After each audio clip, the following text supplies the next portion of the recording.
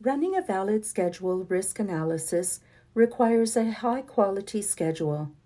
RiskyProject comes with an integrated 14-point schedule diagnostics based on the DCMA 14-point assessment.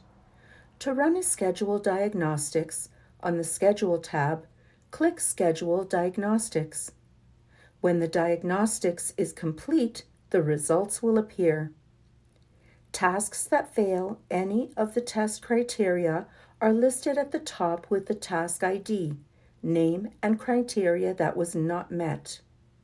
On the bottom left, you can see a list of the tests that are included in the diagnostics.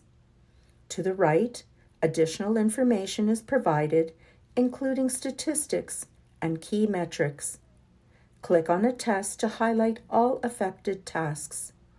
Double-clicking on any of the highlighted tasks will close the diagnostics and highlight the affected tasks in the Gantt view. The diagnostics results can be copied and pasted into a spreadsheet as required. Double-click on any test to view a detailed description. Click Configure to enable, disable, or modify the colors associated with each test. Double-clicking on a task will close the diagnostics view and highlight the task for evaluation.